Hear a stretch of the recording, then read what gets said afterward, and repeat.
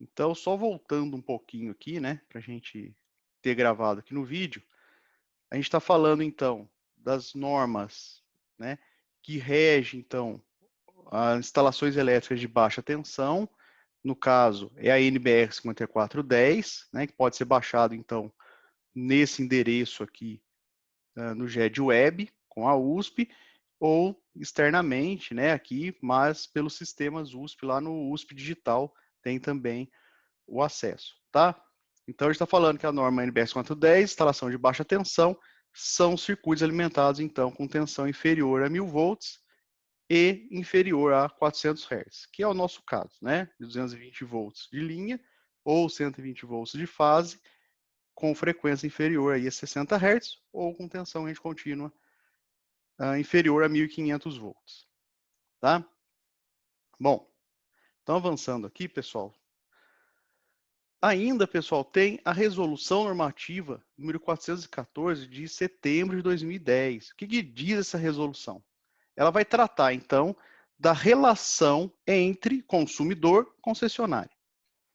Então, como é constituída, né, a instalação elétrica de baixa tensão? Então, a instalação elétrica de baixa tensão, elas são conectadas à rede secundária da concessionária de distribuição. O que é a rede secundária? A rede secundária é depois do transformador. Então, eu tenho lá meus circuitos, né, distribuição vindo em 13.800 volts. Aí, perto lá da sua casa, da nossa casa, aparece lá um transformador que abaixa essa tensão de 13.800 volts para 220 volts de linha, tá? Então, 13.800 volts que eu estou falando é tensão de linha, tá? Abaixa, então, para 220 volts de linha ou 127 volts de fase, né? Então, nesse circuito, então, de 220/127 é que é distribuída entre as casas a energia, tá? Bom, então, essa conexão, né, da concessionária de distribuição ao ponto de entrega lá da sua rede, a gente chama de ramal de ligação, tá? Então, é o ponto ali onde deriva no poste ali, né, três fios, quatro, né, no caso de residencial, são duas fases e um neutro, a gente vai ver isso aí. Então, vem lá duas fases e um neutro lá da rua e chega ali no ponto de entrega ali no muro da sua casa, tá? Então, o ponto de entrega, ou no caso de um prédio, né, é o ponto de entrada lá do prédio, tudo bem? Mas vem da rua. Tem prédios que tem o transformador, ele é tão grande, né, um condomínio, que o transformador está dentro do condomínio, tá? O ponto de entrega, então, é a conexão, então, do sistema elétrico distribuidor com a unidade consumidora e fica no limite da via pública, tá? Com a propriedade seja localizada na unidade consumidora. Desse ponto de entrega, pessoal, até lá, o medidor, né, de energia, que a gente chama às vezes vulgarmente de relógio, tá? É chamado de ramal de entrada. Então, esse ramal de entrada é responsabilidade do consumidor, tá? Isso a gente vai ver aqui já um esqueminha que vocês vão entender melhor. A partir, então, do ponto de medição, né? Você vai ligar, então, você vai conectar o quadro de distribuição, então vai os cabos, então, do painel lá de medição até o ramal de distribuição, onde, então, são distribuídos, né, os circuitos que vão alimentar as cargas lá da sua casa. Tudo bem? Então, vamos ver aqui, ó, o esqueminha. Então, aqui, vocês lembrarem aí, né? Então, tem o poste, aqueles fios que ficam na horizontal, são 13.800 volts de linha, tá? Aí eles ligam, então, num transformador, que a gente vai ver ainda lá na próxima aula nossa da teoria, tá? Desse transformador sai, então, os fios aqui, 3 fases e um neutro, que são, então, entre de linha 220 volts e fase 127, e então alimentam aqui esse ramal de distribuição, tá? Então, esse ramal aqui de distribuição que está aqui embaixo, ó, que é aqueles fios, então, que ficam na vertical, é 3 fases e neutro, tudo bem? Então, daqui sai para sua casa, então, 2 fases e um neutro, tudo bem? No caso aqui, colocar o neutro aqui em cima, então fica neutro, fase A e fase B, por exemplo. Ó. Então, a concessionária, ela vai te entregar até aqui. Esse poste, esse tubulação aqui, né? Até aqui o quadro de distribuição é tudo responsabilidade, custo do consumidor, tá? Então, o ramal de ligação, ou seja, quer dizer, o ramal de distribuição que está falando aqui, ó. Cadê? Deixa eu mostrar para vocês. O ramal de entrada aqui, ó, que é daqui até aqui, é responsabilidade do, então, consumidor, tá? Do quadro de medição aqui até o quadro de distribuição, que a gente vai ver mais para frente, é, então, chamado de ramal aqui de distribuição, tá? Tudo bem, pessoal? Bom, se a gente vê aqui, pessoal, a gente tem, então, uma haste de aterramento no poste. Então, veja que eu vou ligar aqui o meu neutro aqui lá no transformador. Vou aterrar ele. Como que eu aterro? Uma haste de cobre aqui, enterrada aqui rente ao poste. Lá dentro da sua casa, né, vai ter, então, uma haste de cobre também, só que, nesse caso aqui, não é conectado no neutro igual é aqui no poste, tá? Então, aqui nesse circuito, a gente vai ver mais para frente, que o terra e o neutro são fios, né, distintos, tudo bem? Aqui do quadro de medição para frente, dentro da sua casa, tá? Bom, vamos falar um pouquinho, então, do quadro de distribuição, pessoal. Quadro de distribuição, então, que é o próximo aqui, ó, que vai ficar aqui na frente, de onde vai se distribuir, então, os circuitos para as cargas da casa, ou do comércio, né? Bom, então, a divisão desses circuitos parciais, pessoal, permite, então, um equilíbrio entre o custo da instalação e a confiabilidade desse sistema de distribuição. Por quê, né? Se todas as cargas fossem ligadas, então, em um único circuito, qualquer problema nesse circuito, eu ia ter, então, que desligar toda a minha residência. Imagina um fio só, né? Um circuito só, com um disjuntor, e esse fio sai conectando lâmpada, conectando ar-condicionado, conectando televisão. Quer dizer, se algum problema que eu tenho que trocar uma lâmpada, por exemplo, eu vou ter que desligar a minha casa inteirinha. Né? Isso aí não é legal. Né? É só a gente pensar no conforto da gente. Né? Bom, então, porém, se eu também distribuir um circuito para cada tomadinha, um circuito para ligar a lâmpada, um circuito para ligar uma tomada, né? Ia ficar também muito caro, né? Usar muito fio. Então a gente tem que ter um equilíbrio aí e traçar, né, esses circuitos com uma certa, um certo equilíbrio, né? De forma a gente tem, então, por exemplo, circuitos, por exemplo, tomadas do quarto, né? Iluminação do quarto, por exemplo, né? Separado. Então, todas as tomadas de um quarto, então, são conectadas no mesmo circuito. Um exemplo, né? Então, eu não vou ter um circuito para cada tomada, né? Já não vai sair tão caro. E o resto da casa, se eu tiver um problema, quiser trocar uma tomada, por exemplo, eu não preciso desligar toda a casa, eu só desligo um cômodo. Tudo bem? Bom, pessoal, aqui está um exemplo de um quadro de medição, né, quer dizer, distribuição. Vem, então, aqui duas fases, um neutro e o terra, né? O terra, lembrando que ele estava lá, uma haste lá perto do quadro de medição, né? E então, dentro do quadro de distribuição, vão ter barras de cobre com parafusos aqui, que você vai, então, fazer uma derivação aqui. Por exemplo, vou usar essa fase A aqui e vou colocar um disjuntor aqui para o circuito, por exemplo, das tomadas do quarto.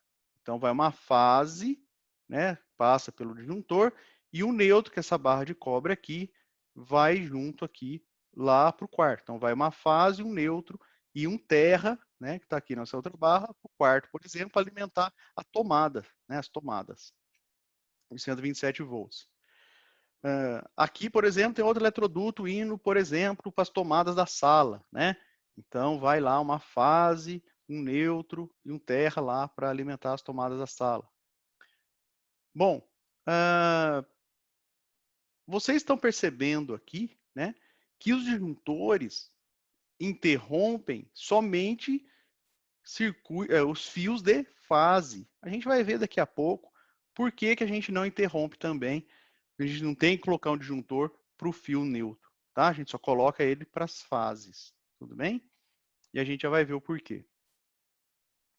Bom, então, pessoal, uma vez que eu estou aqui no meu quadro de distribuição, eu tenho, então, para definir quais os valores de corrente nominal que nossos disjuntores vão ter, né? Lembra lá daquela aula que a gente teve sobre condutores e dispositivos de proteção, né? Que a gente tem uma corrente nominal lá para proteger esses fios aqui, né? No caso de um sobreaquecimento ou no caso de um curto-circuito. Então, eu tenho que saber dimensionar esses disjuntores. Então, a gente tem aqui as regrinhas. Além dos disjuntores, eu tenho que dimensionar o próprio fio, né? Então, eu tenho que saber que carga ele vai ligar para saber dimensionar a bitola que eu vou usar aqui, né, de fio. Bom, como é que a gente faz isso? Então, a gente vai começar a ver agora no roteiro do nosso projeto, né? Então, a primeira coisa para começar um projeto de instalação elétrica, além da planta baixa, né, do imóvel, né, que a gente vai fazer essa instalação elétrica, então, nessa planta, a gente vai fazer a alocação dos pontos de consumo. Então, imagina que eu tenho uma planta, eu não sei ainda, por exemplo, um quarto, você vai, por exemplo, fazer distribuição, onde, em quais paredes vão conter tomadas, né? Então, eu vou fazer, então, essa alocação de consumo através da distribuição, então, de tomadas de uso geral, de uso específico. Tomada de uso específico, pessoal, por um exemplo bem típico numa casa, é, por exemplo, o chuveiro, tá? Só vê que o chuveiro tem um disjuntor só para ele, e um circuito só para ele. Então, essas tomadas de equipamentos que absorvem muita potência, eles têm um circuito só para eles. Como, por exemplo, o ar-condicionado também. É outro elemento outro equipamento que tem uma tomada de uso específico, um circuito e um disjuntor só para ele, tá? Vou distribuir ainda, né, nessa minha planta, onde vão ter os pontos de iluminação, fazendo o projeto Luminoteca, que a gente já aprendeu também, né? Depois, então, que eu aloquei meus pontos de consumo, eu vou fazer a alocação do quadro de distribuição, vou ver aonde vou colocar ele, né? A gente tem um critério que usa, né, uma média, né, geométrica aí dos meus pontos de consumo, né, pesando pela potência, né?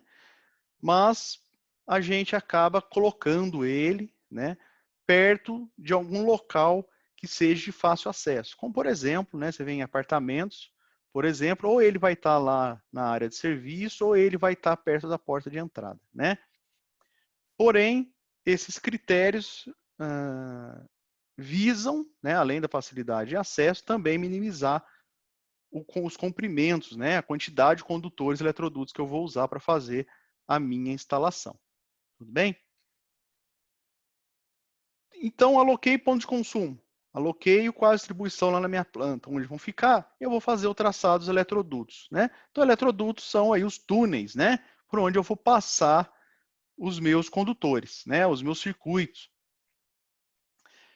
Bom, é a distribuição dos eletrodutos para alimentação, então, desses pontos de consumo, e vou fazer isso minimizando interferência com as demais instalações. Imagina que está passando um cano, né, numa parede de água, então eu tenho que saber, né, aonde estão passando esses canos de água, esgoto e qualquer outra coisa para não ter um eletroduto, então, tendo que fazer curva dentro da parede, né, ou seja, fazer uma ponte dentro da parede, né. Além disso, vou também alocar, né, e ver onde precisa de caixas de passagem. Então, a distribuição dessas caixas de passagem, elas facilitam o acesso aos condutores, manutenção futura. São, então, locais, pessoal, onde eu vou ter, por exemplo, que fazer uma curva com o condutor, por exemplo, né, que vai ficar difícil de passar um eletroduto ali, né? Então, eu faço um buraco como se fosse colocar uma tomada ali, né? E só que, na verdade, ele não vai nada ali, nenhuma tomada. Na verdade, ali é só para eu puxar o fio dali e continuar passando ele para outras partes do eletroduto, né? Então, é uma caixa só de passagem, tá? Do fio. Eu não sei se vocês já viram, mas às vezes tem até, você coloca um espelhinho, né? Que é como se fosse um interruptor, só que ele é liso, não tem botão nenhum, né? Ali provavelmente tem uma caixa de passagem. Tudo bem? Bom, o que mais que eu tenho que fazer, né? Depois que eu aloquei os eletrodutos? Eu vou definir aí sim os circuitos parciais. Então, vou separar, né? É uma boa prática de projeto. Separar circuito de iluminação de circuitos de tomada, tá? Então, eu vou definir circuito de iluminação, circuitos para as tomadas monofásicas e circuitos para tomadas bifásicas, né? Bifásicas são as tomadas de 220 volts, tá, pessoal?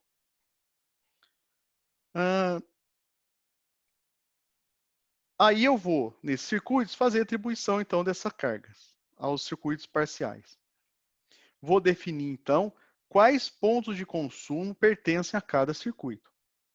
Bem, então, falar, olha, essa aqui, as tomadas do quarto pertencem ao circuito 1. A iluminação do quarto pertence ao circuito 2. As tomadas da sala pertencem ao circuito 3, e assim por diante. Tá? Depois, eu vou fazer, então, a distribuição dos condutores, dos circuitos parciais. Então, vou determinar, por exemplo, para o quarto. O quarto, o circuito 1, vai um condutor de fase, um neutro e um terra, né, que é o circuito para proteção. Para a lâmpada, para a lâmpada não precisa do terra, só vai uma fase e um neutro, né, que é o circuito 2, tá? Então, esses fios vão passar, né, pelos eletrodutos. Então, tem garantia, né, pessoal, que os eletrodutos alcancem todos os pontos das cargas. Tudo bem? Onde tem carga, eu tenho que garantir que tem um eletroduto chegando lá do quadro de medição nele. Tudo bem? Bom, uma vez então que a gente definiu tudo isso, eu tenho que saber agora qual que é a bitola dos meus condutores, né? Então, eu vou dimensionar esses condutores. E existem 3 critérios distintos que eu tenho que atender. O primeiro é a ampacidade, então eu vou achar qual é a corrente máxima que pode passar naquele condutor, né? Dado que eu sei qual potência que está prevista para ele, né? Tem aqueles fatores de correção também, de agrupamento, que a gente viu lá na aula de condutores, né? E o fator de correção para temperatura. Então, eu vou usar aquele critério que a gente aprendeu lá na aula de condutores. Vou ainda ver qual é a máxima queda de tensão admissível. Então, eu vou calcular entre o quadro de medição e uma tomada, por exemplo, quando estiver ligada, né, lá na potência total, qual que é a queda de tensão que tem naquele fio, né? Um fio, a gente sabe, ele tem uma resistência e uma indutância, né? Então, ele vai, quando passar a corrente, vai ter uma queda de tensão. Imagina que eu esteja usando um fio com uma resistência ou uma indutância tão grande, né, que ao alimentar um chuveiro, por exemplo, em vez de chegar a 220 volts no chuveiro, chega, por exemplo, 190 volts, né? O chuveiro não vai esquentar direito. Então, eu tenho que ver qual que é a queda máxima de tensão que é admissível. Admissível para aquele caso. Em geral, pessoal, uma queda de tensão admissível chega a cerca de 3%, tá? Da tensão nominal, por um caso, 3% de 220 volts, por exemplo. Eu tenho que ver ainda esforços mecânicos, né? Eu vou ter que fazer o cálculo de esforço decorrente de curto-circuito ou da força de tração quando a instalação dos condutores, né? Então, em locais onde eu vou ter que passar um fio, né? E eu vou ter que aplicar uma força para tracionar ele, para passar ele em algum lugar, né?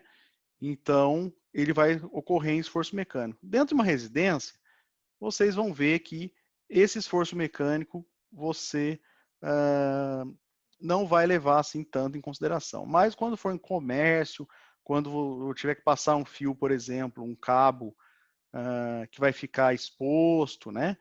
Que vai sofrer esforços mecânicos, aí eu levo em consideração, então, esse parâmetro. Tudo bem? Bom, e por último aqui, uma vez que eu fiz, então, o dimensionamento de qual condutor eu vou ter que usar, dada a carga que ele vai alimentar, né? Eu vou, então, escolher fazer o dimensionamento da proteção. Então, eu vou ver qual disjuntor que eu tenho que usar. Tudo bem? Para proteger aquele circuito de sobrecarga e de curto-circuito, que a gente viu também lá no laboratório de condutores. Bom, vamos falar então, pessoal, em mais detalhes, cada etapa do projeto de instalação elétrica. O primeiro aqui que a gente falou, né, foi a alocação dos pontos de consumo, né? Então, a escolha dos locais de instalação dos pontos de consumo, ele é preconizado na norma NBR 5410, tá? Os pontos de iluminação devem ser determinados com base no projeto luminotécnico. Então, a NBR 5410 vai falar, por exemplo, no quarto, quantas tomadas tem que ter de acordo com o diâmetro, né, o comprimento, o perímetro aí do quarto, ou a área do quarto. Tudo bem? E uma instalação simples, né, o projeto luminotec pode ser dispensado, tá? Desde resguardadas com recomendações da norma NBR 5410. Nesse caso aqui, a gente usa a experiência do engenheiro responsável pela elaboração do projeto, né? Bom, pessoal, os pontos de iluminação, então. O que a norma NBR 5410 preconiza?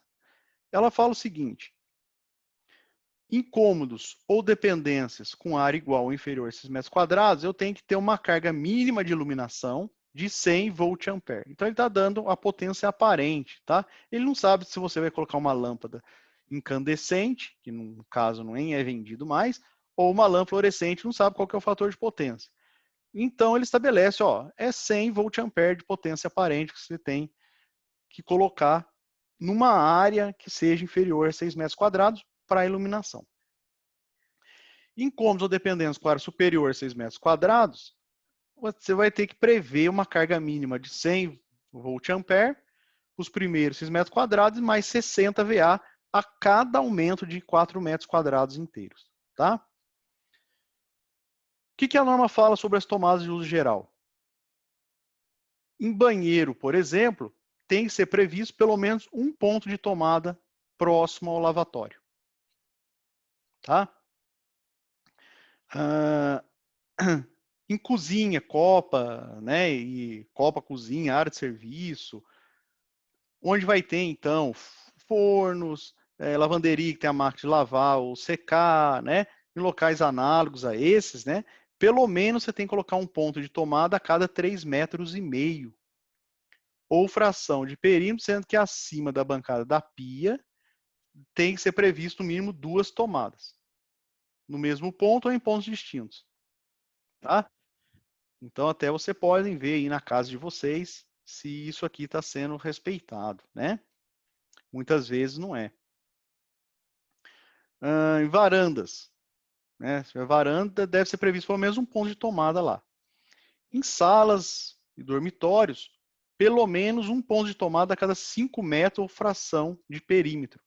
devendo esses pontos ser espaçados mais uniformemente possíveis, tá, pessoal? Nos demais cômodos da residência, né, eu vou colocar um ponto de tomada se a área for igual ou inferior a 2,25 metros quadrados, um ponto de tomada se for superior a 2,25 metros quadrados e igual ou inferior a 6 metros quadrados. E um ponto de tomada a 5 metros, a cada 5 metros de perímetro, né? Se a área do cômodo for superior a 6 metros quadrados. Então, isso aqui é para os demais cômodos da casa, né? Os quartos, por exemplo. O que a norma fala sobre as potências, né? Dessas tomadas? Bom, é o seguinte. A potência atribuída, então, para cada ponto de tomada, tem que seguir os seguintes critérios, valores mínimos, né? Então, lá no banheiro, cozinha, copa, né? Por exemplo, no mínimo eu tenho que ter uma tomada de 600 volt-ampere até 3 pontos, né? E 100 VA por ponto para os excedentes. Quando o total de tomadas no conjunto ambiente for superior a 6 pontos, aí a gente admite que o critério de atribuição de tomada seja no mínimo 600 VA por ponto até 2 pontos e 100 VA para os excedentes. Senão começa a ficar caro, né, pessoal? Nos demais cômodos, o mínimo 100 VA por ponto de tomada. Pessoal, não precisa decorar isso aqui, que isso aqui tem na norma, né? Ninguém vai ficar decorando isso aqui, tudo bem? Vamos falar um pouquinho da tomada de uso específico. Então, a tomada de uso específico, ela deve ser atribuída uma potência igual à potência nominal do equipamento que ela vai alimentar. Então, ou a soma das potências nominais dos equipamentos a serem alimentados, né? Então, quando, por exemplo, se eu sei que eu vou alimentar um ar-condicionado, por exemplo, que ele tem uma certa potência, que já é prevista, eu vou, então, atribuir uma tomada de uso específico que já suporte aquela potência daquele aparelho, né? Quando eu não sei qual que é um aparelho que eu vou ligar naquela tomada, mas eu sei que ali vai ter um aparelho com uma potência elevada, né? Eu tenho que seguir, então, esses critérios aqui, que vai ser a potência ou a soma de potência dos equipamentos mais potentes que ele poderá vir a alimentar. Então, eu tenho que prever, então, olha, pode ser que alimente ali, sei lá, um ar-condicionado de tal potência. Mas eu não sei, não quer dizer que eu vá colocar ele, né? E a potência calculada com base, então, na corrente de projeto e na tensão do circuito respectivo, né? Os pontos de tomada de uso específico devem ser localizados no máximo a 1,5 m do aparelho, do equipamento, tá, pessoal? Então, não posso ter um cabo muito comprido, um ponto muito distante da onde eu vou conectar o meu equipamento de uso específico. Bom, visto isso, então, vamos ver um exemplo. Então, imagine que eu tenho essa planta simples aqui, eu só tenho um cômodo aqui, né?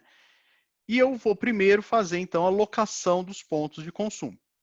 Então, veja bem. Então, segundo a norma, né, a gente tem essa simbologia, né, para a instalação elétrica. Então, lâmpada é esse círculo, tomada de uso geral é esse triângulo aqui com um T. Os interruptores aqui no caso, pessoal, simples, é essa bolinha branca, e interruptor paralelo, a gente vai falar mais dele depois, é essa bolinha preta aqui. Então, eu vou fazer a alocação desses pontos de consumo. Então, eu coloquei aqui 4 tomadas de uso geral nessa parede, mais 3 nessa parede, coloquei 4 lâmpadas aqui, coloquei uma lâmpada aqui perto da porta, né? E coloquei uma tomada simples que vai acionar essa lâmpada aqui e uma tomada paralela, né? Que eu posso, então, o que é a tomada, o interruptor, desculpa, interruptor paralelo. Então, o interruptor paralelo, eu vou poder acionar, por exemplo, esse conjunto de 4 lâmpadas, ou desse ponto aqui, que tem outra porta aqui, né? Então, quem entra por aqui, liga essas lâmpadas por aqui, quem entra por esse cômodo liga essas lâmpadas por aqui, né? Bom, uma vez então que eu defini os pontos de consumo, eu vou definir então onde vai ficar o meu quadro de distribuição. Como é que a gente vai fazer? Uma das formas de ver onde vai ficar o quadro de distribuição, primeiro é ser posicionado de forma consistente com o projeto civil da edificação e facilidade de acesso para manobra e manutenção. Então, primeiro vem esses dois, e aí a gente pode, outro critério também mais assim matemático, né, de definir isso, é ser o mais próximo possível do centro de carga. Qual que é o centro de carga? Vai ser então a posição, imagina que eu pego aqui então esse meu cômodo, coloco o eixo X e um eixo Y, quer dizer, um eixo Y, um eixo X para ele, e defino aqui as coordenadas de cada ponto, né? Multiplico então a coordenada X pela potência de uma lâmpada em específico, por exemplo, e divido pela somatório de todas as lâmpadas, né? Então, faço isso para todo mundo. Acho então um X médio. Acho um Y médio também. Então, aqui estão as coordenadas. Agora imagina, pessoal, que através disso deu que o quadro de distribuição deveria estar no meio da sala aqui, né? Só que fala, pô, não tem condição isso. Tudo bem? Então o que você vai fazer? O mais perto aqui, né, dessas cargas é a facilidade de acesso e também o aspecto visual, né, do cômodo. Então, vou colocar ele no cantinho aqui. Tudo bem?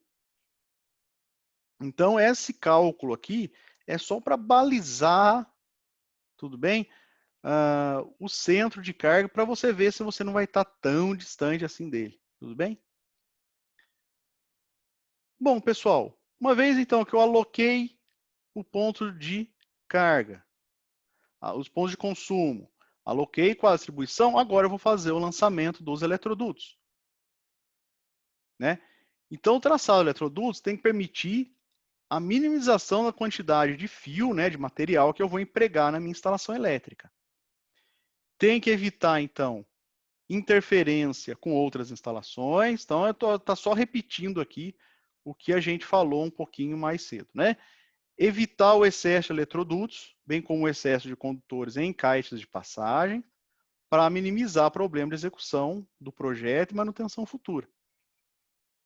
Imagina um eletroduto lá, né, que você começa, você não pensou direito como você vai passar os circuitos e de repente ele fica congestionado de fio. Tudo bem? Então a gente tem que tentar evitar isso. Recomendo também evitar cruzamento de eletrodutos no interior da alvenaria, da edificação e posicionamento das caixas de passagem em local de fácil acesso. Então vamos ver aqui.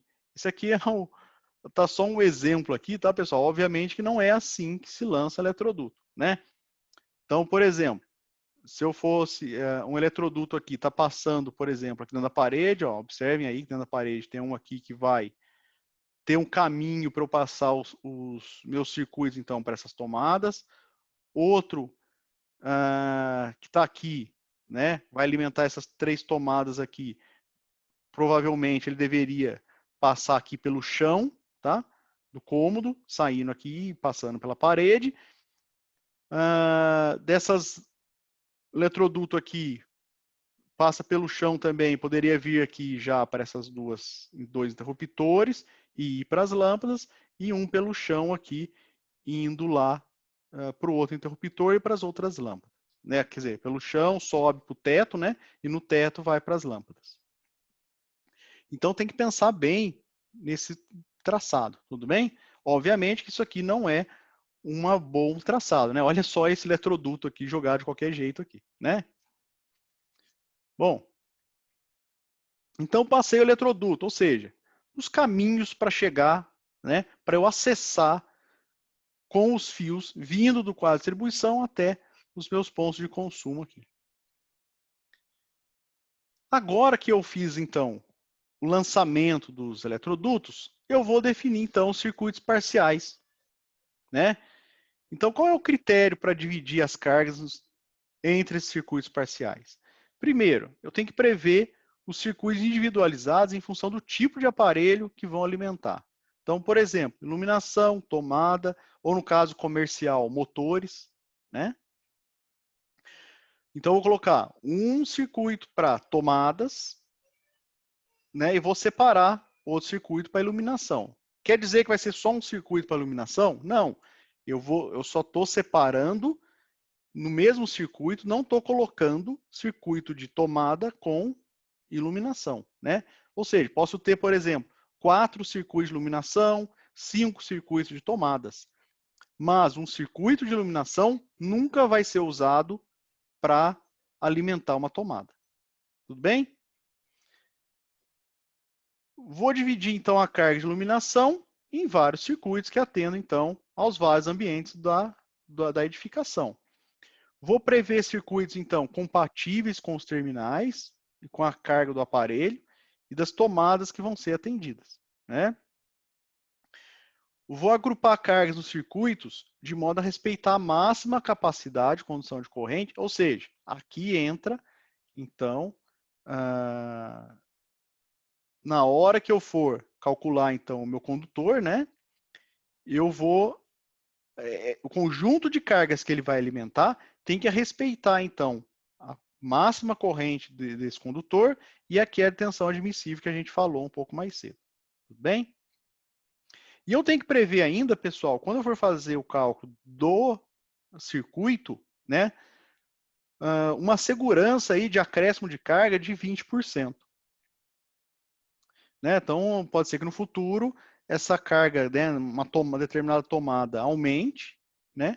Então, eu tenho que prever já que esse circuito possa alimentar até 20% a mais de carga. Tudo bem? Para não deixar ali já no gargalo, né?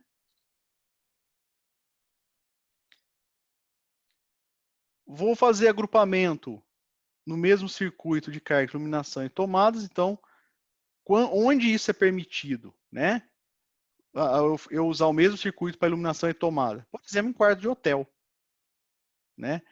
Na sua casa, você pode fazer isso também, mas não é muito legal fazer isso, tá, pessoal? Porque se você for trocar uma lâmpada, você vai ter que desligar toda a tomada da casa, né? Imagina que você está ou você assistindo TV, né? Ou escutando uma música, vai trocar uma lâmpada, você tem que desligar tudo.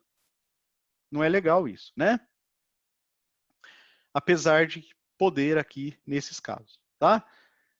Deve ser previsto circuitos independentes para carga acima de 1.500 VA, tá? Porém, as de mesmo tipo podem ser alimentadas pelo mesmo circuito. Então, por exemplo, eu tenho carga acima de 1.500 volt-ampere, por exemplo, chuveiro, né?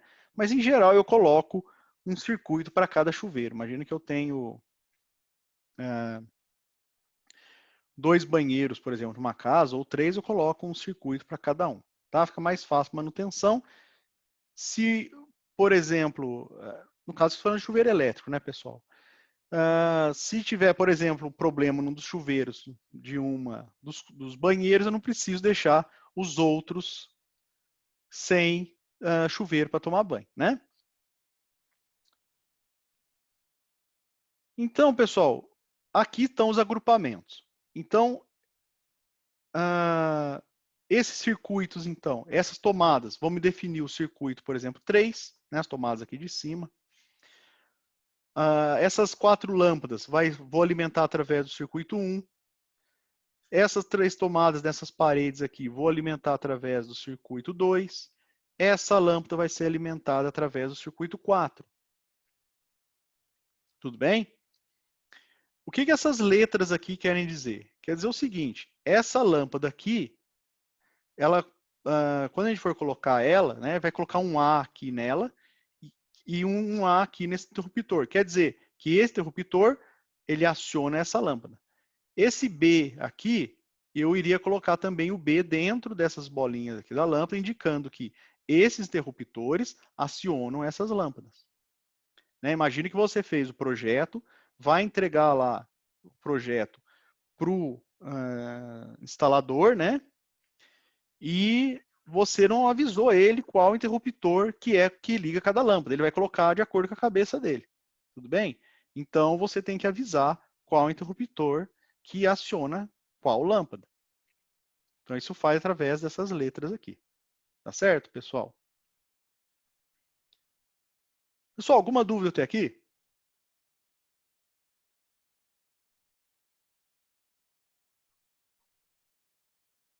Tranquilo por enquanto?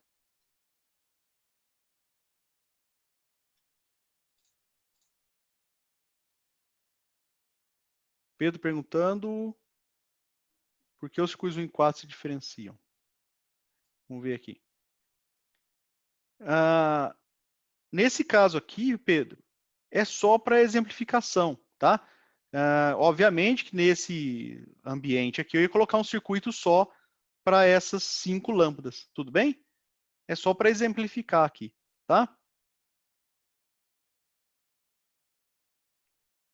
Mas se fosse aqui só um cômodo, eu ia colocar um circuito só para essas 5 lâmpadas, tudo bem?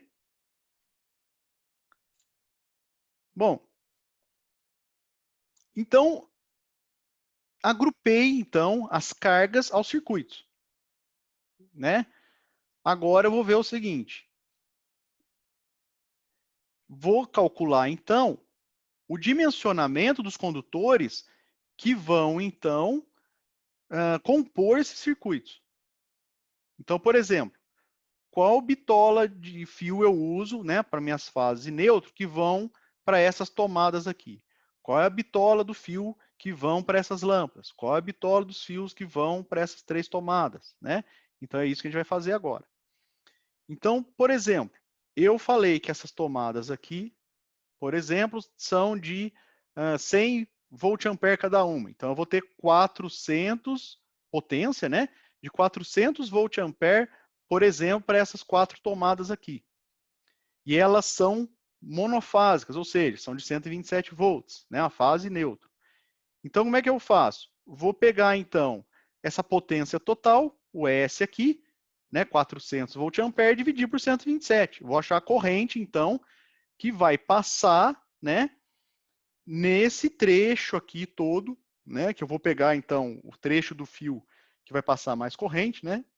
Vou achar, então, a corrente que vai passar aqui, ó. Obviamente que a corrente desse último trechinho aqui vai ser menor, que vai alimentar só essa tomada, né? Só que eu não vou ficar usando fio de menor bitola para esses trechinhos. Vou usar um fio só de bitola igual para todo mundo aqui. Tudo bem? A gente não fica fazendo emenda aqui, né? Compra um fio de 4 milímetros quadrados, um de 2,5, um de 1,5. Né? Vou diminuindo aqui. Não, eu uso. Se deu para usar fio de 2,5, vou usar 2,5 aqui para esse circuito. Né? Vou ver o pior caso aqui, que é nesse trecho aqui que vai passar o maior corrente, né? Bom, para circuito trifásico, no caso aqui eu não tenho nenhum, né? Circuito trifásico. Apesar de eu ter um circuito aqui que de 220 volts, mas 220 volts a gente considera ele como se fosse monofásico. Então, vou fazer a mesma coisa. Vou dividir o S aqui, por exemplo, essas 3 tomadas, né? A potência delas somadas, dividido por 220 volts. Tá? Tá aqui, ó, fase. Agora, se eu tivesse um motor trifásico aqui, né? No caso de uma residência a gente não tem, mas se fosse um comércio a gente teria 3 fases chegando, né? Eu vou alimentar lá, por exemplo, o motor de um freezer grande lá, né? Sei lá, um motor usado para algum equipamento que seja trifásico. Então, eu vou pegar a potência total trifásica e dividir por raiz de 3 vezes a tensão de linha. Né? Lembra da equação que a gente chegou lá na aula de teoria? Que a potência trifásica eu podia escrever ela como raiz de 3 vezes V de linha e de linha. Né? Então, tá aqui. Ainda, uma vez que eu calculei a corrente, né, eu vou ter que corrigir essa corrente aqui pelo fator de temperatura e o fator de agrupamento. Né? Lembrem-se lá que eu tenho que corrigir, né, pela temperatura que vai chegar esse meu fio e eu tenho que corrigir pelo, né, que depende da temperatura ambiente. Então, se a minha instalação tiver, por exemplo, no local mais quente, né, eu vou precisar, então, de um fio de bitola maior, né? Fator de agrupamento, vou passar dentro de um eletroduto, às vezes, vários circuitos, né? Então, vão estar agrupados ali. Então, também tem que considerar esse fator aqui. E, além disso, eu multiplico aqui por um fator de crescimento de carga, né? Que é aqueles 20% a mais lá, né? Então, multiplicar aqui por 1,2. Né? Lembra, então, essa equaçãozinha aqui a gente viu lá na aula de condutores, né, pessoal? Quer dizer, essa corrente linha não é que ela vá passar, mas eu estou corrigindo a corrente original, que como se ela passasse lá naquele condutor, para eu saber a bitola que eu vou usar para ele. Tudo bem? Por que disso? Porque o meu fio vai aquecer, né? E ele não pode passar dos 70 graus Celsius, como a gente viu lá na aula de condutores. Então, a gente está vendo aqui pelo critério da ampacidade, tá, pessoal? Agora, o dimensionamento do condutor pelo critério da máxima queda de tensão. Então, eu tenho esse circuitinho, né? A fonte, aqui, por exemplo, 127 volts. Aqui o meu resistência e reatância do meu fio, né, do trechinho de fio. E aqui a minha carga que eu vou ligar lá. Uma tomada, por exemplo, vai alimentar uma carga lá, uma certa potência, né? Essa queda de tensão, então, é o que eu me interesso. Eu quero saber quanto de tensão vai cair no fio, para ver quanto que vai chegar aqui no V carga, né? Eu não quero que o VF, quer dizer, que o V carga seja muito diferente do VF. Então, como é que a gente calcula? Aproximadamente, então, ou seja, eu ia aplicar aqui a segunda lei de Kirchhoff, né? E calcular aqui usando os fasores, ou eu posso chegar de maneira aproximada, né? Lá na norma tem uma maneira aproximada de se calcular isso aqui, que o módulo dessa tensão, né, dessa queda de tensão no fio, vai ser aproximadamente igual à resistência elétrica do fio vezes a corrente que vai passar vezes cosseno φ. Então, φ é o fator de potência aqui da carga, tá, pessoal? Mais a reatância vezes I seno φ. Veja que eu estou pegando um módulo e aproximadamente, hein, pessoal? Cuidado. Isso aqui é um cálculo aproximado. Não vai fazer isso lá na teoria lá, né? Um cálculo aproximado. Tudo bem? Isso aqui é válido porque eu estou considerando que a queda aqui é pequena, tudo bem? Então, posso fazer essa aproximação aqui. Bom,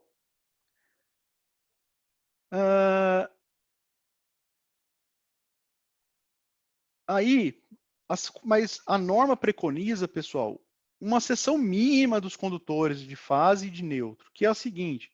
Imagina que eu calculei pelos esses critérios, então, aqui, que eu vou ter que usar um fio, por exemplo, para tomada, que deu 1,5 milímetros quadrados. Né? Para tomada já estaria suficiente. Porém, a norma diz que deu 1,5, não importa, você vai ter que colocar 2,5 para a tomada. Tá? Ou seja, a norma fala a bitola mínima de cada condutor. Então, para iluminação, o mínimo é 1,5. Então, se deu 0,7 no seu cálculo, você tem que considerar 1,5, tá? Para iluminação. Se na sua tomada deu 1,5, no mínimo você vai ter que mudar para 2,5 milímetros quadrados, tá? Então, por exemplo, se for para aquecedor de água, em geral, no mínimo 2,5. Para máquina lavar roupa, no mínimo 4. Para aparelho de ar-condicionado, no mínimo 2,5. E fogão elétrico, no mínimo 6. Se der mais, vai colocar o mais, né? Agora, no mínimo, esses valores aqui, tá, pessoal?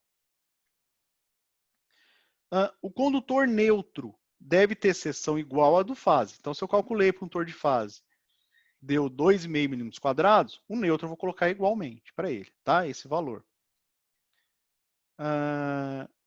Salvo tem casos especiais que, via de regra, não ocorrem instalações prediais, tá? Que você usa um valor diferente para o neutro, um pouco diferente, mas casos muito especiais, no caso industrial, tá? No caso onde você tem, por exemplo, muita harmônica, né? Que é a distorção, né? Muita corrente distorcida, né? No caso de onde você tem uso de conversores, eletrônica de potência, né? De alto valor, então pode ser que às vezes no neutro você tenha que colocar ele até mais grosso do que o fio de fase, tá? Mas não é o caso de dentro da instalação residencial. O condutor neutro não deve ser compartilhado em mais de um circuito. Eu não vou poder usar um neutro para o circuito 1 e o mesmo neutro para o circuito 2. Tem que sair um neutro lado com a distribuição para o circuito 1, um neutro lado com a distribuição para o circuito 2. Tudo bem?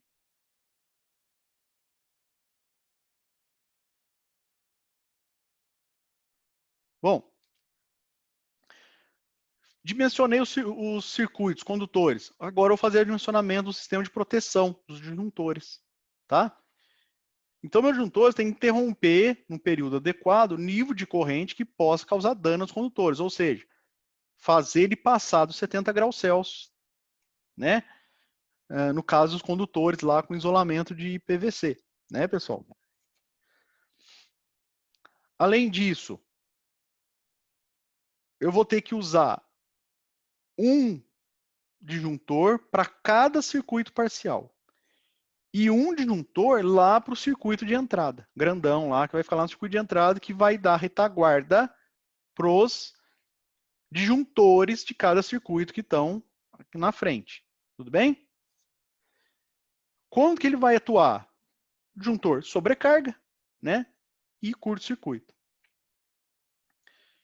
Então, para isso, eu vou usar o disjuntor termomagnético, que é aquele disjuntor que a gente viu na aula lá do laboratório de dispositivos de proteção. Tá? Então, por que termomagnético? Ele tem um elemento térmico, né, que vai, então, pegar eventos de sobrecarga, e um magnético vai pegar eventos de curto-circuito.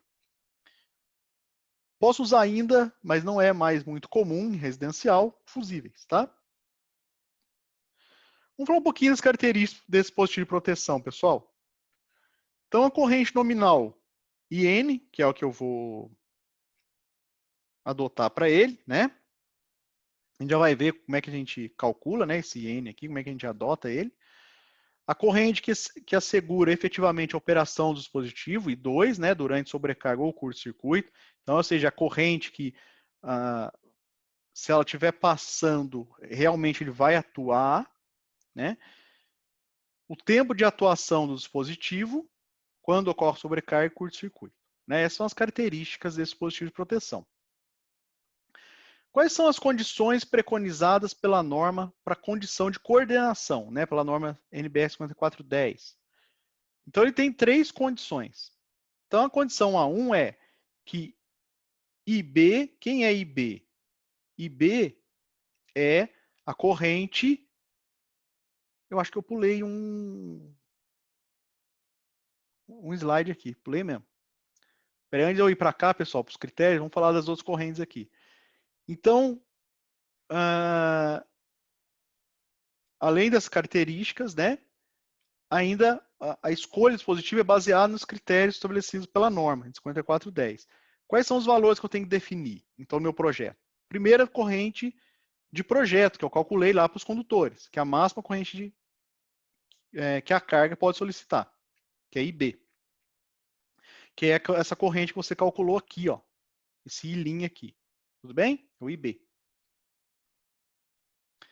Capacidade máxima de condução do condutor. Então, se você foi lá, condutor de 2,5, qual é a capacidade máxima de condução dele? Né? É a corrente IZ. Essa corrente IZ é que corrente mesmo, pessoal?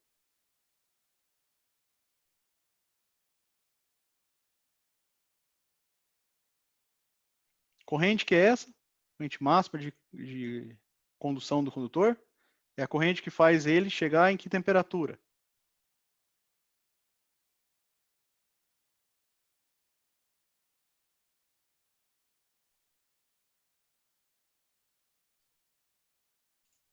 Né? 70 graus, isso aí, Pedro. Então, é aquela corrente que faz ele chegar em 70 graus. O dispositivo que eu vou usar vai ser fusível disjuntor, no caso residencial, vou usar disjuntor, e vou ter a corrente nominal IN do dispositivo de proteção, né? Que eu vou comprar, e 2, que é a corrente de atuação do tipo positivo a ser utilizado. Bom, em geral, a gente compra pelo IN, tá? O disjuntor. Então, qual o critério tem que usar, pessoal? A corrente que eu calculei, então, lá, minha corrente de carga, ela tem que ser menor ou igual à corrente nominal que eu vou usar para o meu disjuntor. Se eu usar uma corrente maior que N, o que vai acontecer?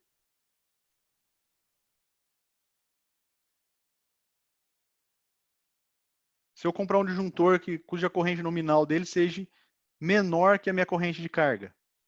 O que acontece, hein, pessoal?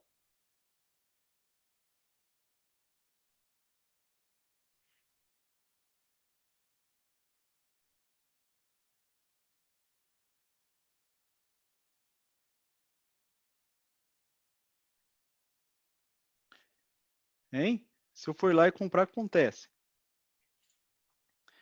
Isso aí, vai desarmar prematuramente.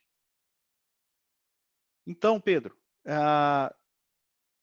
se eu coloco vamos dizer que coloco um disjuntor de 15 amperes e a minha carga, ela, na verdade, ela consome 20 amperes, o que vai acontecer é que ele vai desarmar, né, toda hora para essa minha carga, e está errado, né? Ele não deveria desarmar.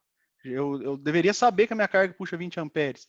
Então, não é, às vezes o meu fio suporta 25 amperes, né, por exemplo. Mas, como eu coloquei um disjuntor de 15, ele vai ficar desarmando toda hora, né? Ou seja, o que o Iê falou, né? Vai desarmar prematuramente, tá? Bom, aí vem a condição A2, né? Que IN tem que ser menor que IZ, ou seja, menor que a corrente que o fio suporta, tá? Por quê? Isso vai assegurar que o meu dispositivo de proteção atue antes que ele atinja a corrente máxima suportada pelo condutor. Então, por exemplo, se o meu condutor suporta 25 amperes, eu vou ter que colocar no mínimo, no máximo, aí, uma corrente nominal para o meu disjuntor de 25 amperes. Tudo bem? Então, olha só a regrinha aqui. Se o minha, vamos dizer que eu calculei que o meu corrente de carga é 15 amperes, 14, 10 amperes, por exemplo, né? 10 amperes. Então, e o meu condutor aguenta 25. Então, eu vou colocar um disjuntor entre esses dois valores, entre o 10 e o 25. Então, por exemplo, eu vou escolher um de 15. Tá claro como é que escolhe aqui? Usando essas duas condições do disjuntor, tá?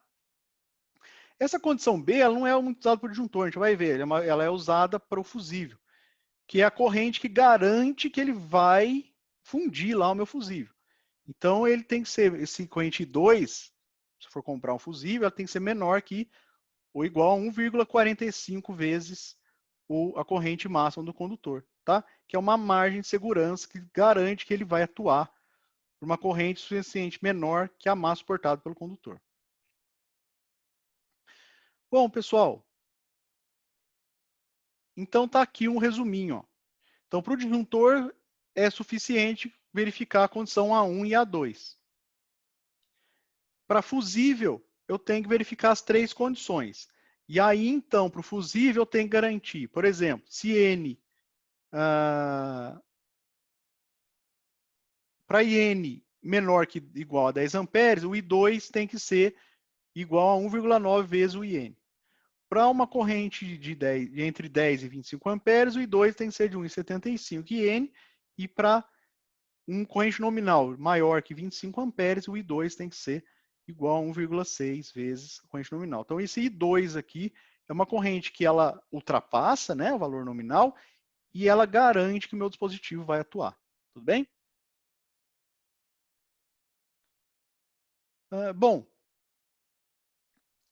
o dispositivo de proteção ainda, ele tem, como a gente falou lá na aula de circuitos, quer dizer, de condutores, dispositivo de proteção, ele tem que ter uma capacidade de interromper uma corrente de curto-circuito, né? Então, lembra, quando ele abre, forma um arco elétrico e ele tem que ser capaz, então, de mitigar esse arco elétrico, né? Então, para isso, eu tenho, então, para não danificar um condutor, garantir que ele abra, então, por um tempo menor que esse K ao quadrado, no caso de condutor de cobre PVC a 70 graus Celsius, né, que é os condutores mais comuns que a gente usa em residência. Vou usar um K, uma constante aqui, igual a 115, então vai ficar 115 ao quadrado, vezes a seção do condutor ao quadrado, dividido pela corrente de curto-circuito ao quadrado. Então, isso vai me dar um tempo, e esse tempo, ele tem que... o tempo que o meu dispositivo de proteção tem que atuar tem que ser menor que esse tempo que eu calculei aqui.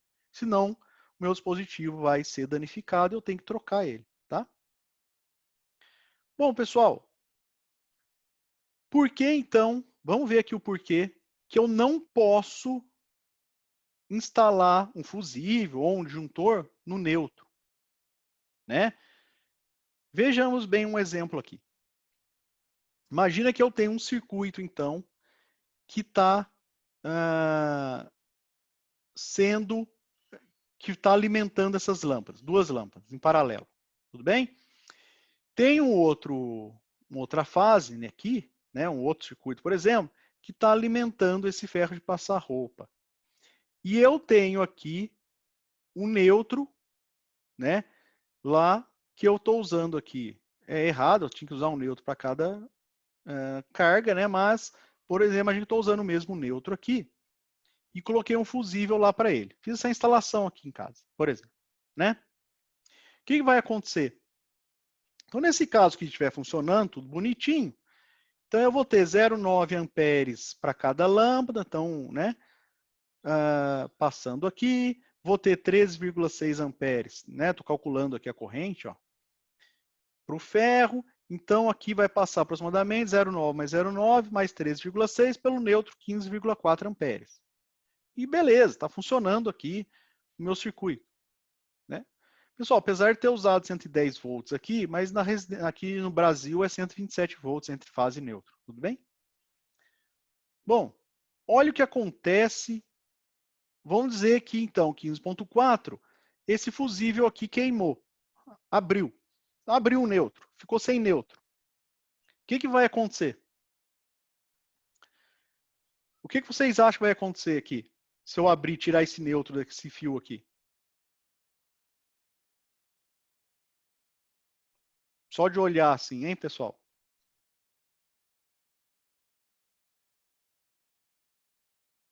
Antes de eu mostrar o próximo slide aqui. Vai aumentar a tensão em cima dele. O que vai acontecer então? Em vez de 110, vai ficar 220 entre o F1 e o F2. Não é verdade? Então, vejamos aqui, ó. Então, abriu o neutro, aqui parou de passar corrente, ficou só, então, o ferro em série com as duas lâmpadas. Né? Ou seja, o que vai acontecer aqui? Vamos calcular aqui. Ó. Então, a resistência de cada lâmpada é 110 ao quadrado, uma lâmpada de 100 watts, 121 ohm. Então, cada lâmpada tem 121 ohm aqui, né? Em paralelo vai dar 68,6. Duas resistências em paralelo. A resistência do ferro vai ser de 8 ohm. Então, eu vou ter uma corrente total agora de 3,2 amperes passando aqui, ó, né? Nesse circuito aqui, ó, do F1, passa para esses dois, volta aqui. O que vai acontecer, hein, pessoal? A lâmpada, o máximo delas, olha só, era 0,9 cada uma. O que vai acontecer com elas? Vão queimar. E o ferro, ele precisava de 13 amperes para funcionar. O que vai acontecer com ele com 3 amperes? Não vai esquentar. Então, olha o que aconteceu na minha instalação, né? Por eu ter colocado um fusível aqui no neutro. Então, no neutro, eu não coloco disjuntor nem fusível. Só nas fases. Tudo bem? Ficou claro, pessoal?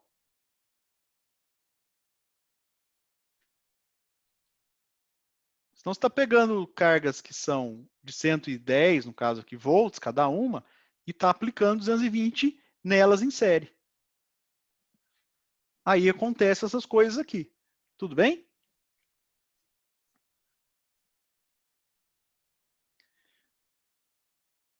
Bom, pessoal, então agora chegou a hora, né, que a gente então definiu os disjuntores. Então, o que a gente definiu até agora? A gente definiu pontos de alocação do consumo. A gente agrupou esses pontos em circuitos, né, em grupos. A gente adotou então um circuito para cada grupo. A gente fez o dimensionamento dos condutores desses circuitos, que vão alimentar, então, esses grupos de carga, né? A gente dimensionou os dispositivos de proteção, que vão proteger e vão ficar lá, um para cada circuito, então vai ficar um disjuntor para cada circuito, tudo bem? No caso circuito bifásico, eu vou ter um disjuntor para cada fase, quer dizer, eu vou ter 2 disjuntores para esse circuito, se ele for bifásico, tudo bem? Circuito monofásico tem um disjuntor só. Ou um disjuntor bipolar, que chama, tudo bem? Bom, agora a gente tem que fazer passar o fio pelos eletrodutos, né? Saindo lá, então, do quadro de distribuição e acessando aí, alimentando nossas cargas. Então, vamos ver aqui como que é feita, então, a alimentação da lâmpada, né? Então, uma lâmpada é de 127 volts, então, aqui sai, então, deixa eu pegar aqui um. Então, tá o meu quadro, tá aqui, ó. Aqui tá um disjuntor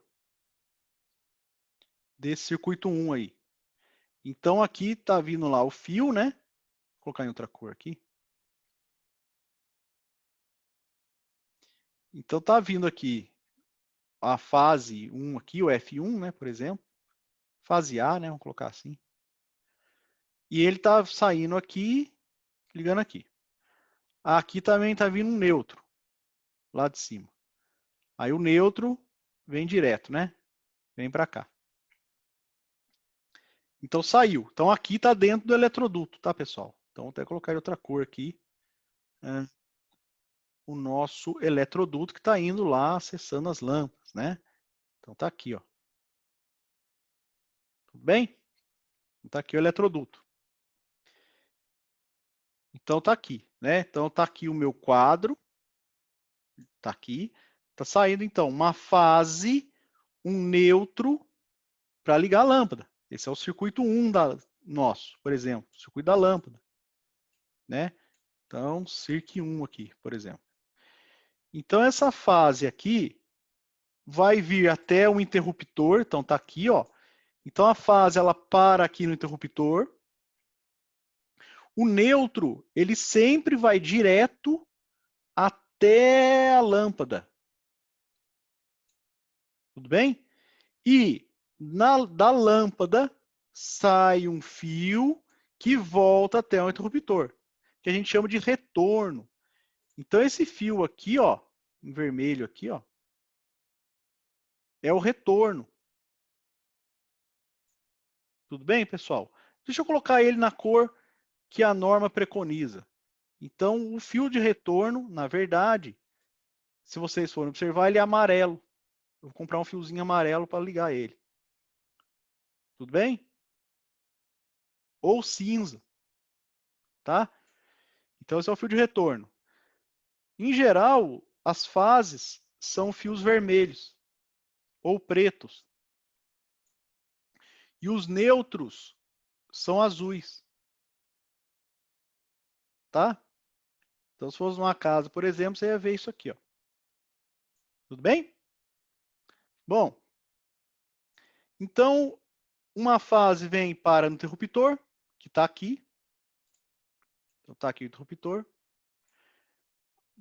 O neutro vai direto para a lâmpada e da lâmpada sai um retorno e volta e vem aqui o interruptor.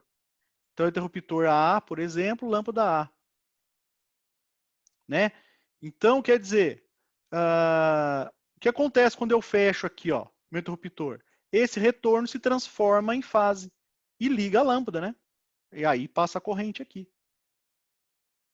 Né? Aí fechou o interruptor, lá vai corrente. Então, imagina eu passando esse desenho aqui para um instalador elétrico, hein, pessoal? Não tem condição, imagina uma casa gigantesca, né? Mesmo num cômodo pequeno já ia ficar ruim. Então, a norma, ela também fez diagramas para representar isso. Então, o que ela fez? Então, esse trecho aqui do eletroduto, ó, tá aqui. Então, o que que passa nesse trecho? Passa uma fase, então fase para gente, tem esse símbolo aqui. Vou desenhar vermelhinho aqui, ó, fase. E passa nesse pedacinho de eletroduto um neutro, do circuito 1. Então, vem aqui para o interruptor. Né? O interruptor está aqui. Aí, vem então, a partir do interruptor aqui, ó, o fio neutro vem direto. Ele vai direto, né, aqui, e chega na lâmpada. Então, é nesse outro trecho do eletroduto aqui, ó. Tá? Então, esse outro trecho aqui do eletroduto é esse trecho aqui. Tudo bem? Então, o que mais que passa nesse outro trecho aqui do eletroduto? Ah, passa um retorno. Então, o retorno é esse tracinho cortado ao meio aqui, ó. Porque ele se transforma em fase quando fecha o interruptor. Então, ele é meio, vamos dizer assim, né, de maneira vulgar, meio fase, né? Só tem metade do tracinho, que a fase é um traço inteiro. Tudo bem? E aí eu ponho lâmpada A, interruptor A, e o retorninho aqui, ó, põe um Azinho aqui, que é da lâmpada A. Então, o circuito 1, represento aqui, então esse neutro é do 1, e esse retorninho aqui da lâmpada A. Tá claro, pessoal?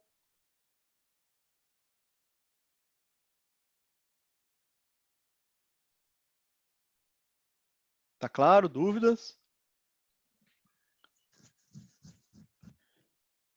Então, vamos ver mais instalações aqui, ó.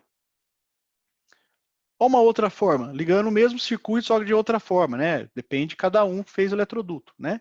Então, isso aqui é outra forma. Então, o eletroduto chega na lâmpada primeiro, depois passa aqui no eletroduto indo para a tomada. Quer dizer, desculpa, interruptor. Aqui eu já usei a cor cinzinha aqui para o retorno. Pode ser amarelo ou cinza. Tudo bem? Então, nesse trecho aqui do eletroduto, passa uma fase e um neutro, circuito 1. Chega na lâmpada. O neutro fica na lâmpada. A fase passa direto, nesse caso aqui, e vai para o interruptor. Do interruptor volta um retorno para a lâmpada. Tudo bem? Outra forma de fazer a ligação. Agora, condutor de circuito paralelo, pessoal. Né? O interruptor paralelo. Como que ele funciona? Ele funciona da seguinte forma. Eu posso acionar essa lâmpada de dois pontos distintos de um cômodo, né? Ou com esse interruptor ou com esse. Então, esse interruptor, você tem que comprar ele com essa característica para fazer ligação paralela. Então, você vai lá, por exemplo, numa casa de construção, você vai comprar um interruptor para fazer ligação paralela, né? Com certeza ele vai ser um pouco mais caro do que um interruptor simples. Aí, você vai conectar, então, uma fase vem para o interruptor, normalmente, como era feito o interruptor simples, o neutro sempre vai direto para a lâmpada. O esquema mesmo está na ligação dos retornos. Tá? Então, eu vou ter, se no interruptor chegou uma fase, no outro interruptor eu vou ligar o retorno que vem da lâmpada.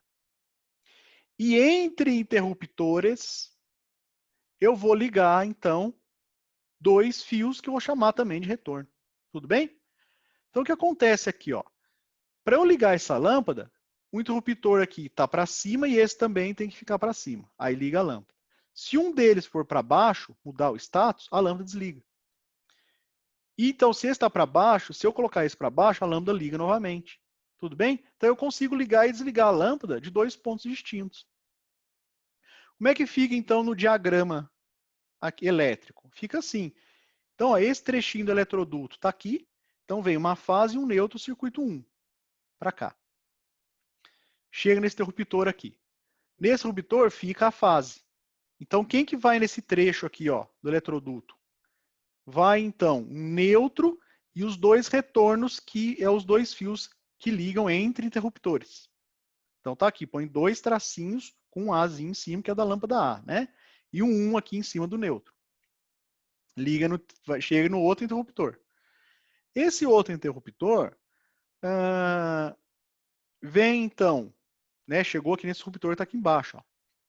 Vem então um retorno aí sim da lâmpada e o neutro, né, que chegou agora na lâmpada. Então você vê que o neutro, né, ele percorreu todo esse caminho aqui, ó, e só chegou e ligou na lâmpada. Ele não é que está ligado aqui nesse interruptor ou nesse, ele só passou por aqui, né? Olha aqui nesse diagrama maior, né?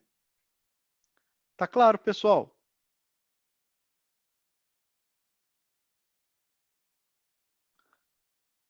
Bom, aqui é outra forma de ligação, só porque a lâmpada está no meio entre os dois interruptores, tá? Mas a ligação é a mesma. Então, sempre eu tenho que ver nos trechos de eletroduto quem está passando. Tudo bem? Aí existe ainda outros tipos de interruptores que eu posso ter N interruptores, né? E aí ele é chamado de four-way, tá? Ele tem 4 ligações aqui, né? Então você tem interruptores, aí tem esse, pode ter N aqui, tá? Também é mais caro, né? E tem que comprar ele então específico para fazer esse tipo de ligação, tá? Então aqui, pessoal, tá então o nosso exemplinho com todos os circuitos passando. Então veja que eu ponho aqui, ó, em cada trechinho do eletroduto, quais fios estão passando. Veja aqui, por exemplo, nessa tomada, ó, vem 2 fases e um terra. Então vamos falar um pouquinho do terra. O terra, pessoal, o fio terra, ele tem que ser passado para as tomadas. Tudo bem? Eu posso compartilhar um terra só com todo mundo. Ou eu posso passar um terra para cada circuito, tá? Bom,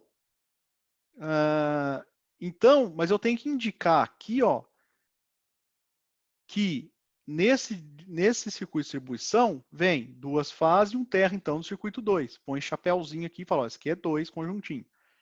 Que é onde que ele está passando? Passando aqui e aqui também. Então, ele está ligando as 3 tomadas em paralelo. Tá? Aqui para o circuito 3, aqui, ó. Está passando, então, fase, neutro e terra. Está ligando essas tomadas todas aqui, ó. Então, onde tem trechinho de eletroduto, eu tenho que falar, indicar que fios estão passando lá dentro. Tudo bem? Bom, o terra, pessoal, eu vou conectar, né, o uso dele na tomada, em geral, né, o terra eu ligo na carcaça do equipamento. Né? Ele serve para proteção. Tudo bem? Se eu tiver, então, por exemplo, encostar o neutro para retorno da corrente, né? Ele está sendo usado para alimentação da minha carga. O terra está usado para proteção. Então, se, por exemplo, eu conectei o terra na carcaça do equipamento e, sem querer, encostou uma fase na carcaça desse equipamento.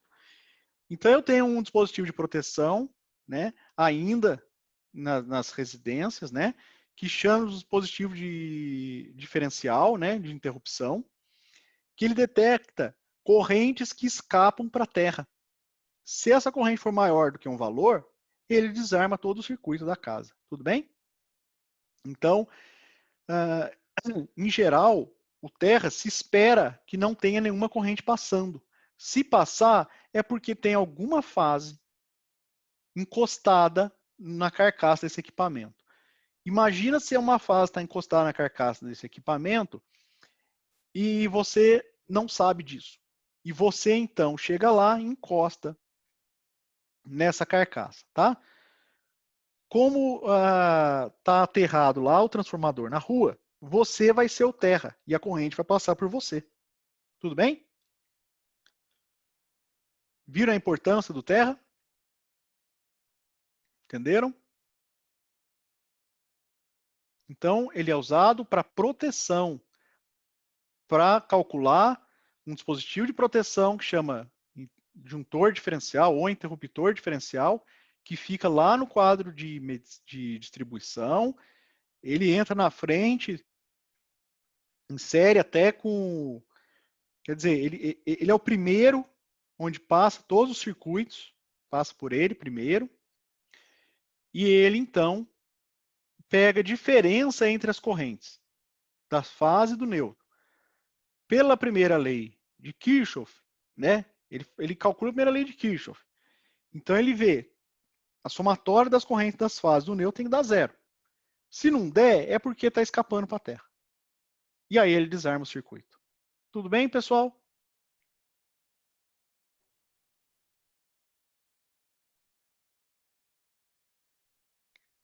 Bom, então aqui está mais detalhes, tá? Da ligação aqui, de novo, ó, do interruptor paralelo, do interruptor simples. Tudo bem? Vamos ver aqui o quadro de distribuição, então. Já viram que está acabando, né? Então, no quadro de distribuição, está mostrando aqui mais alguns detalhes, né? Então, por exemplo, aqui, ó, vem então pelo eletroduto, né? Ligo aqui então, no interruptor, né? Sai então, aqui o interruptor paralelo, tá? Então, uma fase fica no primeiro interruptor, um retorno, então, que vem da lâmpada, liga no centro do outro interruptor. Veja que eu estou ligando no terminal central, né, do interruptor, tudo bem? E o retorno entre interruptores, eu ligo nos terminais que estão mais afastados aqui, ó, tá? Ligo nos terminais da periferia aqui do interruptor. Ligo entre eles. E o neutro vai direto e liga na lâmpada, né? Tudo bem? Então, pessoal, não tem um desenho aqui, mas vou tentar desenhar para vocês como ficaria um quadro aí de distribuição um pouquinho mais completo, né? Então ficaria assim, né? Então tem aqui o meu quadro, né? Aí então vem aqui um disjuntor do circuito 1, disjuntor do circuito 2, disjuntor do circuito 3, por exemplo. Ah, e o disjuntor do circuito 4 aqui. Vamos pegar um pouquinho maior aqui. Olha, apagou tudo aqui minha linha. Espera aí. E aqui o interruptor circuito 4. Então, esse interruptor para o circuito 1, esse para o 2, 3, 4. Então, aqui vem, então, vou colocar aqui de vermelho. Eu vou ter um interruptor grandão aqui, ó, que vai ficar, vai dar retaguarda para todos esses outros aqui. Tudo bem? Então, eu posso pôr ele aqui no meu quadro de distribuição ou ele fica lá no quadro de medição. Tudo bem? Mas, em geral, eu vou pôr aqui em série, quer dizer, em todo mundo, o meu dispositivo DR.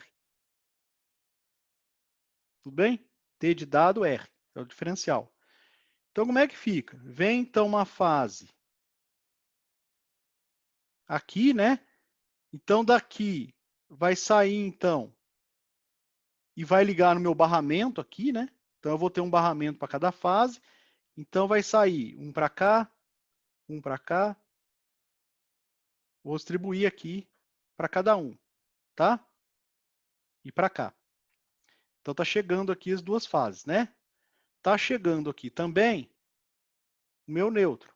Então, o neutro, ele vem e passa direto. Tudo bem? Então, desse neutro aqui, eu posso tirar várias derivações. Então, no caso aqui, para facilitar, tem uma barra onde eu pego, né, os parafusinhos aqui e sai as derivações todas aqui, ó. Tudo bem? Então, aqui sai as derivações todas, né, que vai para os circuitos. Aqui, então, é a saída dos disjuntores, né, de cada circuito. E aqui o terra, vou colocar verdinho, que vem aqui, passa direto, né, então ele vem aqui, e daqui eu tiro, então, as várias derivações que vão para os circuitos. Tá claro, pessoal? Espero que esse desenho aqui não ficou tão bonito, mas espero que ele tenha ajudado a vocês verem de maneira geral como que funciona, tá? E aqui eu tenho meu quadro de medição, né? Lá perto, lá onde tem uma casa, né? Tá lá perto da rua. Aí aqui sim eu tenho o meu disjuntor geral, que ele é maior do que os outros, né? Geralmente ele é bipolar, tá? Então ele é como se ele fosse 2, né? Aqui. E aí vem lá da rua do poste, vem aqui os dois, vem aqui o neutro, né? E eles vão então para cá, né? Para cá, para cá e para cá, tá? Eu tenho que fazer, pessoal, um balanceamento. Vejam que aqui chega as duas fases, né? Fase A e B, por exemplo, né? E eu tenho então que distribuir esse circuito entre essas duas fases. Tudo bem?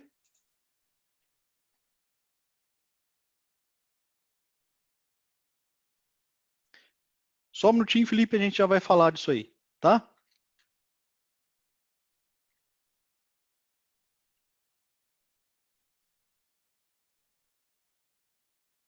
Então, Iê, essas derivações aqui, compartilhar um circuito quer dizer o seguinte, ó.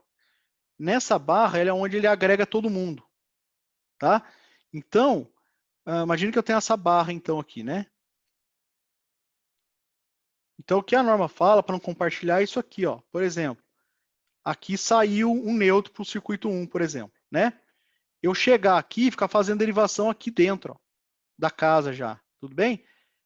Então, aqui, por exemplo, vou usar para o circuito 1, para o circuito 2 e um para o circuito 3. Isso não pode fazer.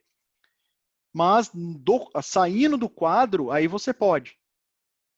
Então, do quadro, aí você pode fazer isso aqui, ó. Então, ai, paguei aqui. Peraí. Então, vai ficar circuito 1, circuito 2, circuito 3. Tem que fazer isso aqui. Tudo bem? Isso aqui está certo. Isso aqui está errado. Tudo bem?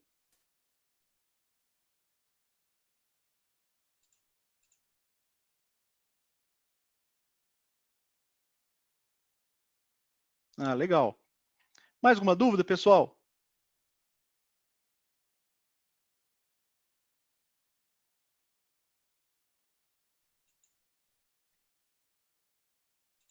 Tranquilo?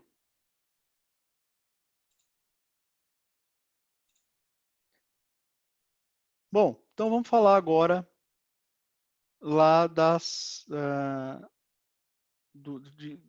sobre as entregas, né? Prelab e tudo mais. Vamos lá então no nosso site.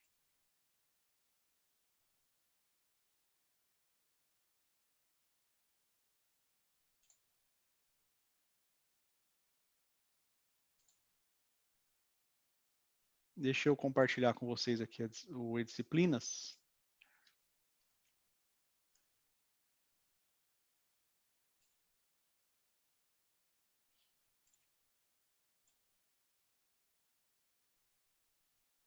Deixa eu parar de gravar para não ficar muito grande o vídeo.